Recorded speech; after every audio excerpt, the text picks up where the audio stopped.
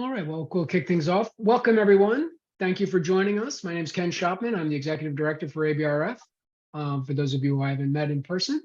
And welcome to today's virtual town hall, where we'll be discussing continuing to explore equity and inclusion with ABRF Affinity Groups, presented by the ABRF DEI Council.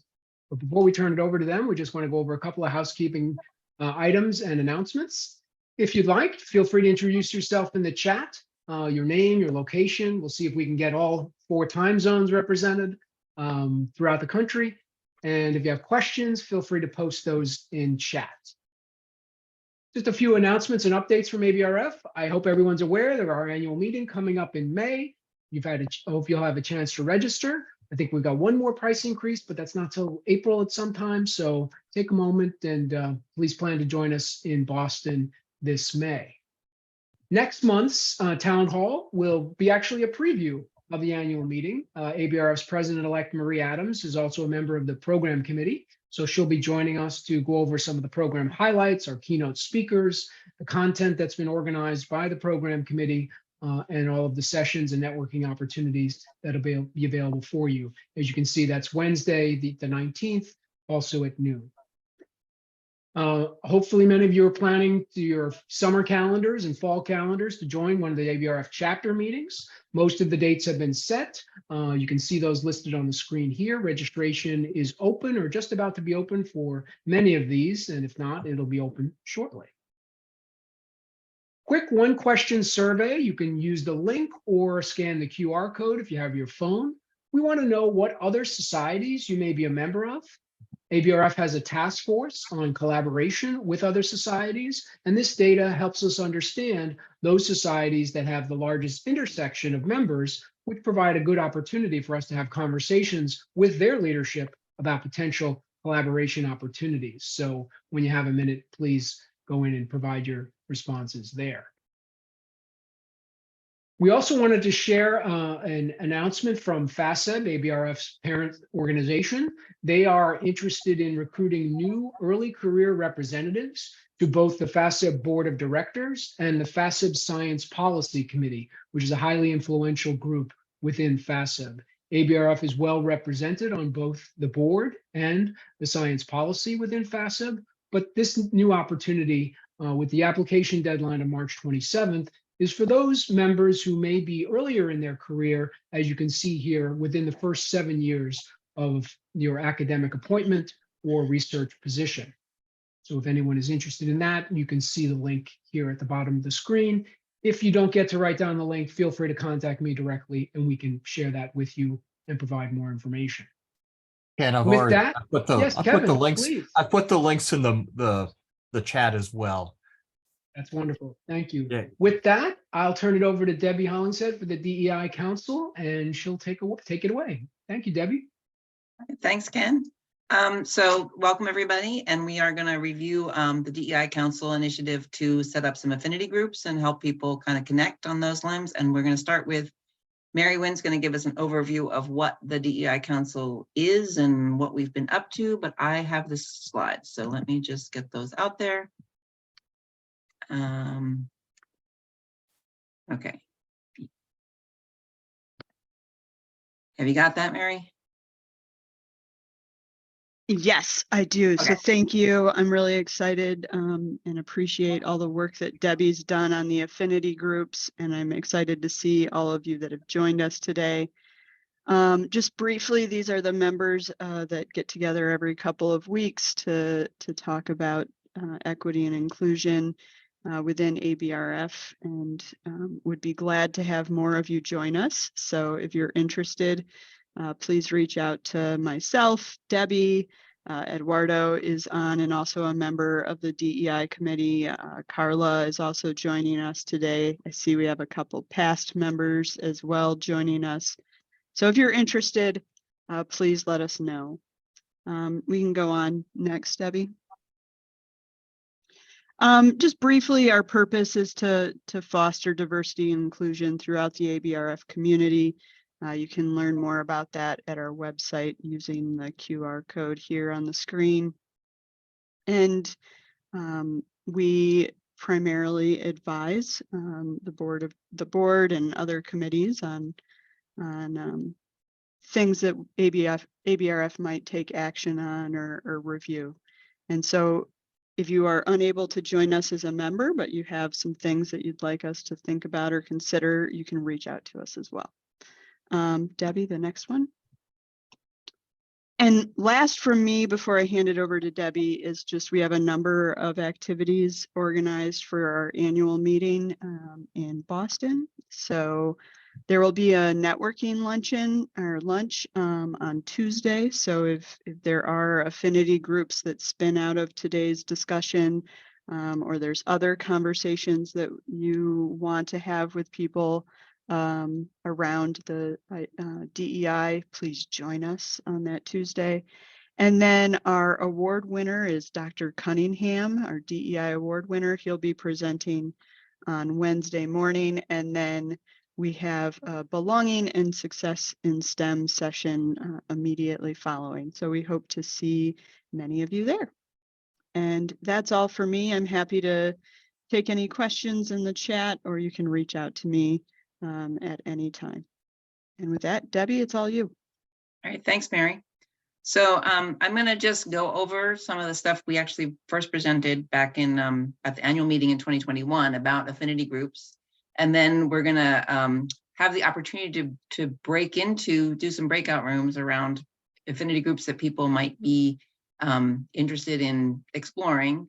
And then we'll have some time for that discussion, and then we'll reconvene to kind of debrief on that and see if anything, if anybody wants to actually pursue becoming an officially recognized affinity group. So to start with, the definition of the affinity group is right here, a space where people can share a particular identity, can gather to feel less isolated and create community, safe from pressure to conform their expression of that identity to the expectations of the dominant culture. So I think folks are sort of familiar with this probably from different, I mean, probably dating myself, but back in the day, there were people, I can't remember what we called them, in the feminist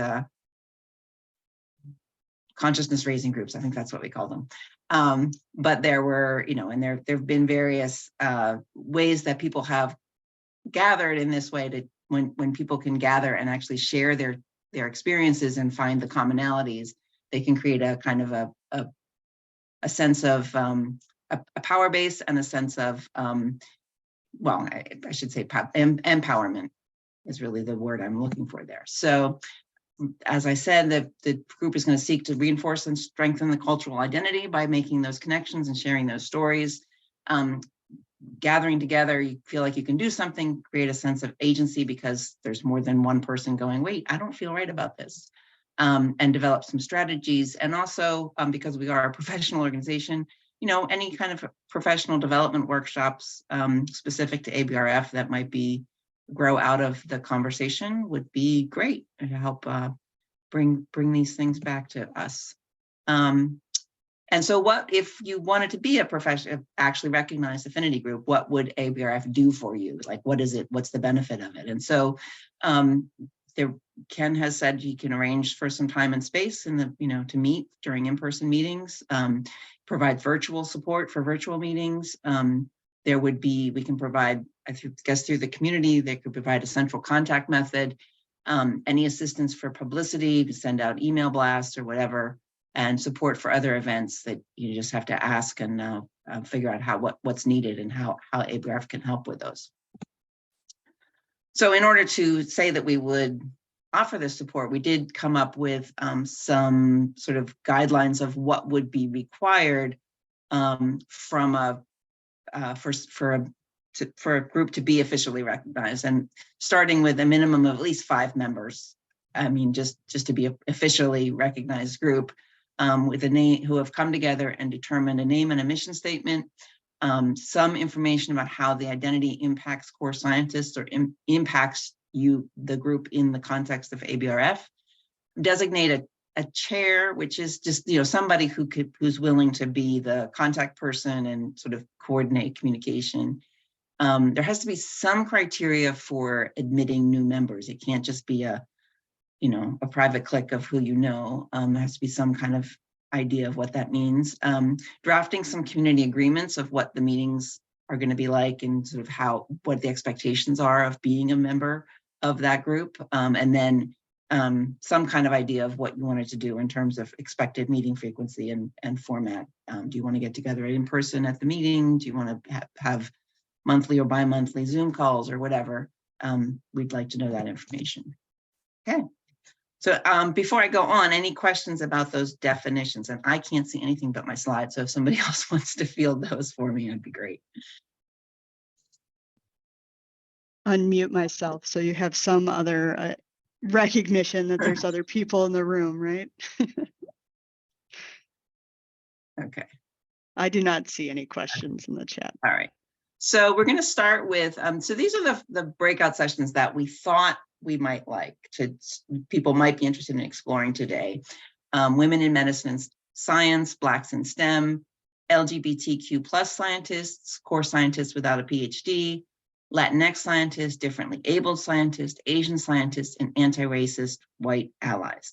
So what we're going to do in a moment is set up a poll so that folks can say which one they're interested in pursuing today. And then Ken will set up breakout rooms for anything that has, I think we said at least 3 people signed up for it. So if, but we will recognize that we might have missed something. So I'm going to give you guys a minute to put stuff in the chat. You know, if there's something that you really would be interested in having an affinity group for that's not covered in any of these topics, please just put it in the chat and we'll just take a minute to do that.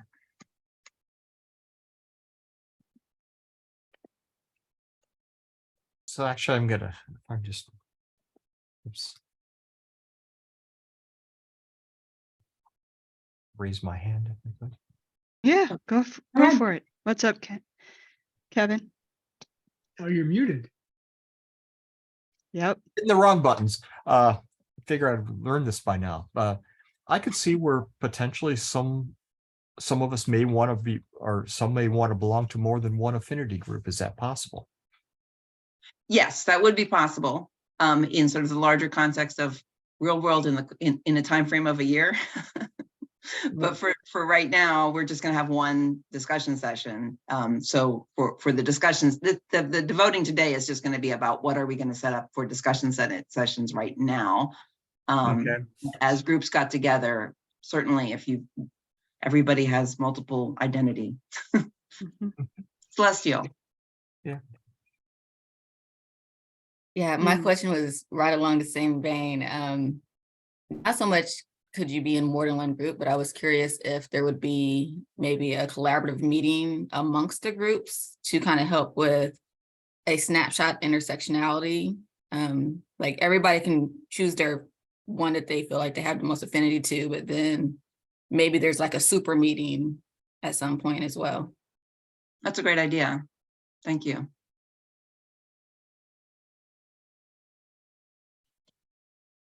And we got an idea in the chat for foreigners working in another country. Okay. All right. Ken, can you set up that poll then and just put that out? We'll see how that goes. So what we've done is we've opened the groups based on these preliminary topics, and then we can add the additional one that's been suggested. So folks have the opportunity to choose to join any of these, however many numbers are listed here, and then we'll work to add that additional topic that was suggested. Does that work, Debbie? Sure. All right, so feel free. Anyone should have the opportunity to join these options. And if you have any questions, raise your hand or shout it out, and we can help you get there. Okay. I am personally having trouble getting the rooms to show up. I see that there's 8 rooms, but I can't find I can't get it to ask me which one I want to. Oh, there they are. Okay. There we go.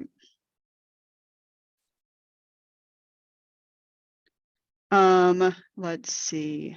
So Debbie and Ken and myself will need to go into these rooms to give them the questions. Yes. Ben wants to go to LGBTQ allies. I can send you there. Let's see, I got Roxana. You want BIPOC scientists. We don't have one specifically labeled that, but that might be, Be a good one because one, Yeah. I'm sorry, because I see one in Blacks in STEM and you have Latinx. So maybe that may be a way to actually combine Yeah. more than one. yeah, yep. Because So, they may be very small group if Uh-huh. I go, yeah, perhaps if we combine, yes, Ben, what is your question? Sorry, I just, I realized that what I had put up was not a desire to go to any particular group. I was just Yes. suggesting that that could be another affinity group. Yes. Yeah, for this session, I think anti-racist or white allies is where I would go. Thank you. And bring that suggestion to that group, right? Because that could be a broader group than just white allies, Okay. or anti-racist white allies. All right, so I'm seeing a number of, let's see, Roxana, Mark has a mixed race intersectional on top or suggestion. If we want to kind of blend Black and STEM.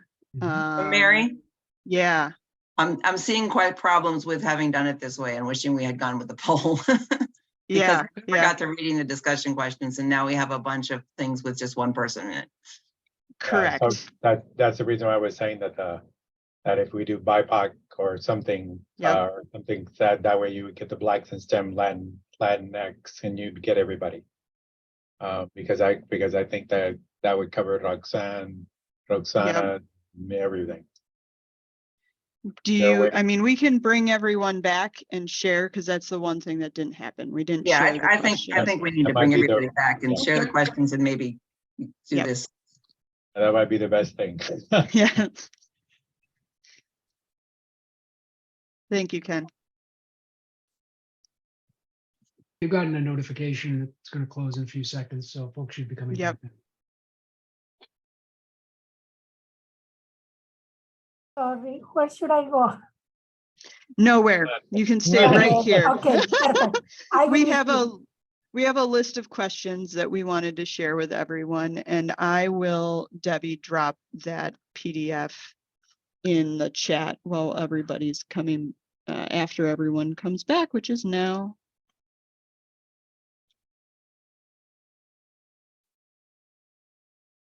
Maybe.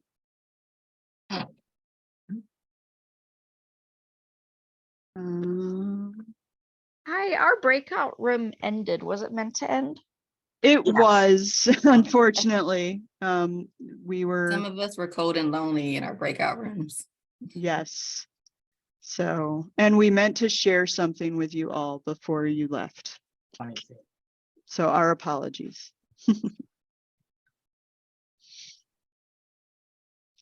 So I don't think we have everyone back yet, Ken. So they should have closed. Yeah, they're all closed. Okay.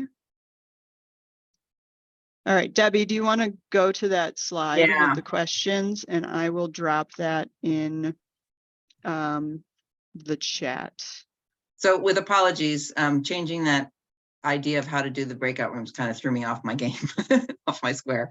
So I forgot to share with you the discussion prompts that we had, suggestions we had for in the breakout rooms, which is to share stories of challenges in your career and or within ABRF due to the shared identity that you're discussing today.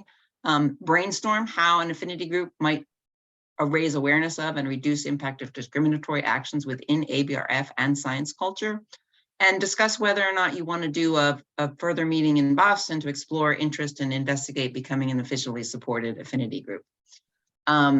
Now, when we did that sort of trial run there with people voting with their feet, it sort of ended up with, some being very sparsely populated. So I don't know, did we come to a resolution on how we could fix that, or do we want to do a poll? Because Yeah, Ken, did you have a poll set up? We didn't, Or but we no? can do that. And what would we like the poll to say? Can you give the Um, options of those in affinity group? Well, we could make that change to BIPOC, right? Or Yeah, so let's go with this. So what I'm seeing, and people please speak up or post in the chat about, is kind of changing Latinx and Black in STEM in favor of a BIPOC, just to start, so that we've got, because our demographic survey has, and as Roxana mentioned, that is not a large group of people, unfortunately, and something we want to address. So, so is there any opposition to renaming those two into BIPOC in STEM for the time being? Shaking heads, no. All right.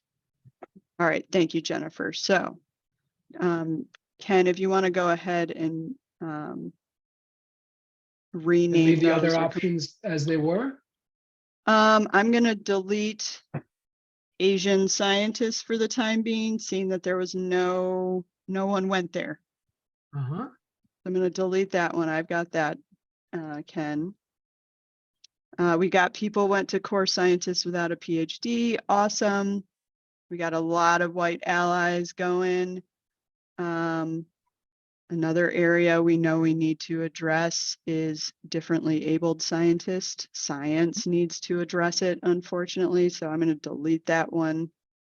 To delete differently able, because I'm going to do I the poll. got that one. We don't need to do a poll. I think we'll be able Oh. to get them. Ben, I think you were going to go to anti-racist white allies, so I'm going to delete the LGBTQ plus scientists.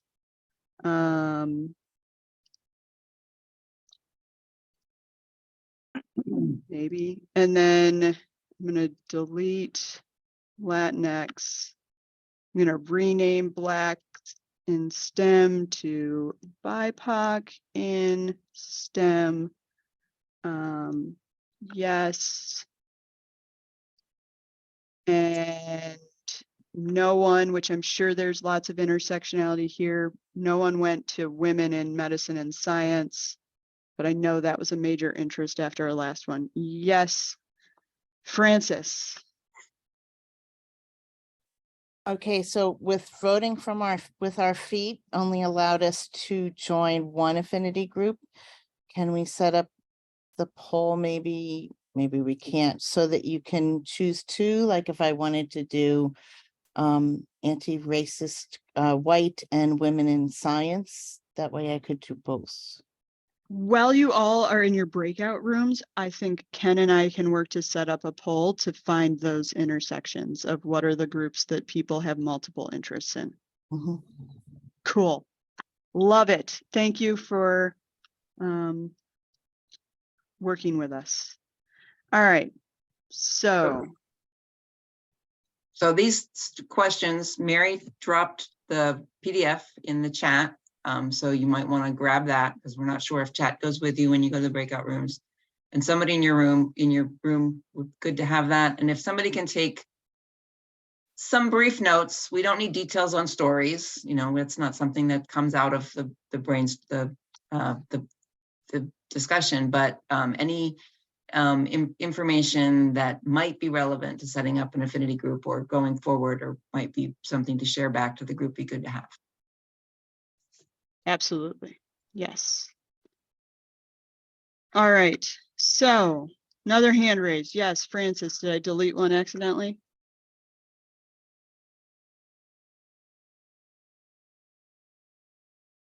Or you're muted, or do you still have a question? No. Okay, cool. All right, we'll lower your hand.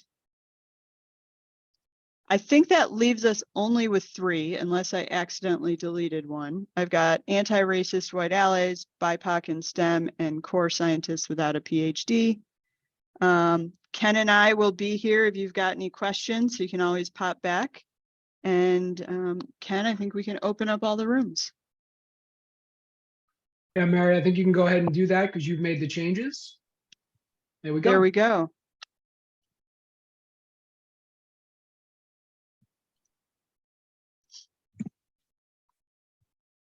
on how that went?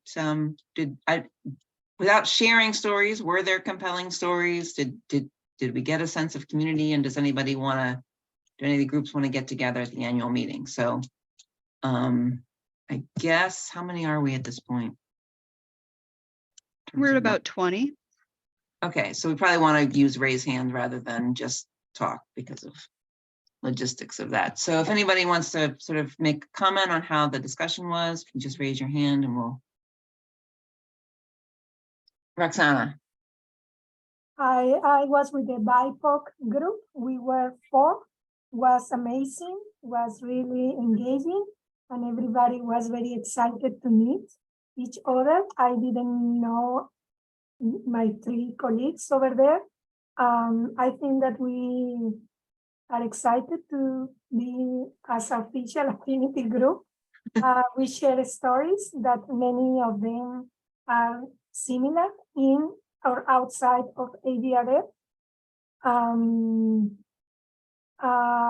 I will not attend this year national ABRF. I didn't ask my colleagues if they will go, and it will be nice to meet in the annual meeting. Thanks. Claudia or Celestial or Eduardo, please jump in. I'll jump in a little bit. I think just to kind of highlight a few of the things we covered. There's some challenges that we can identify, especially when kind of our styles of communicating inside of our cultures can be interpreted in a certain way by other people, like being aggressive or being assertive whenever it's just kind of our nature. There's also issues around having to explain your authority or credentials because it's usually assumed that you're lower than you are. And so you usually have to prove it or you're mistaken for a different role. Sometimes you are always the go-to person, like the problem solver, but you're not always the go-to person as the poster child for a particular resource until it's something that's diversity related, and then they can find you. But I think we're all excited about some of the things that are ongoing for helping recruit or spotlight more scientists in the future using scholarships or meetings and support things like that. Thanks. So I think that probably makes sense. Any other feedback from the BIPOC group would be, keep it in. Mark has a hand raised. Yeah, so we'll go ahead to Mark. He was with the non-PhDs. Mark? That's right. Yeah, thanks for the intro. Yeah, I think I was just going to say that I think we had a lot of good shared experiences and some maybe communicated some effective strategies for creating a new career ladder or a new look at non-PhDs in a core environment. So I think it was a good group. And just FYI, Julie and I are both going to be in Boston, and it would be great to get everyone together in a room there. Thanks. Great. Any other groups want to report back, or anybody else want to comment on anything about how? I guess I can speak up at least on say a few words on behalf of the allies group. I think one of the really important things that we identified is, everyone recognizes that we would like to increase the diversity of science in general, and specifically, our actions are going to be carried out through ABRF. And I think that one of the things that we thought of that could contribute to helping out the situation is looking for ways that our own institution to help grow the pipeline, because as one of the early speakers in our session mentioned, it really has to start even at K through 12, so that people by the time they get to high school, by the time they get to college or graduate school, are really tuned in and really excited about and knowing that there are different career paths. So the more that we can do to kind of start that pathway early on, or spreading that knowledge early on, the better. And so one of the things that we thought that maybe we could do was to look for examples of how people have capitalized on their local university infrastructure to bring in and celebrate diversity, different educational programs for underrepresented people. How can us as core managers capitalize on those existing programs and include core facility careers as potentials that are discussed in those in those programs, and how can we participate in that? So maybe I'm going to be attending Boston in virtually, but maybe we can have another breakout session there to discuss this, or maybe ahead of it and actually develop it into a breakout session. Yeah, and just to add to that, Ben, I could put you in contact with the project on-ramp that is in Boston as well. The connection there. Yeah, I just add that one thing I thought I mentioned in there that I thought we should call ourselves as, or this part, the white allies, it should really be white accomplices. Because we want to not just be an ally, but do something to make a difference. And that's a word I learned at VCU, had a how to be an anti-racist educator series, and they made that point. So I agree. I think I mentioned that it'd be great if we had examples of people doing these things that Carla and Ben talked about, so that it would be easy to implement. So I think having examples, and if I make it, I think I will be coming in May, so I'd be happy to join a group.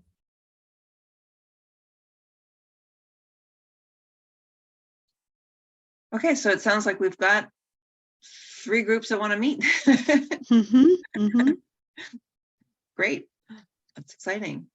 And so we'll be using those that networking lunch, I think, primarily for that, but we'll reach out to groups. I think Debbie and I will talk about it and see what the best approach is, because I think Debbie will also not be in Boston. So we will definitely make sure that people have more information and facilitate you all getting together in Boston or virtually, knowing that not everyone will be in Boston.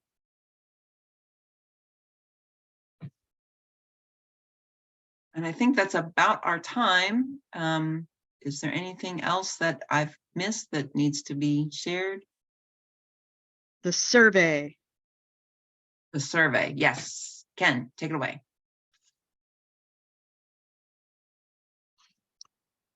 So everyone should see this short poll. You have the opportunity to select one or more of these options just to give us a reading on continuing with these groups. Your responses here would be really helpful. Thank you. Hey, Ken, can you make sure that do you have any idea of where people are in the affinity groups? Who chose what? I do. It would be great to basically share that. That way we can continue interacting. Yes. Yep. Will do. Claudia. So yeah, thank you everyone for joining us. It was great having you here today. I'll just share the quick poll results here.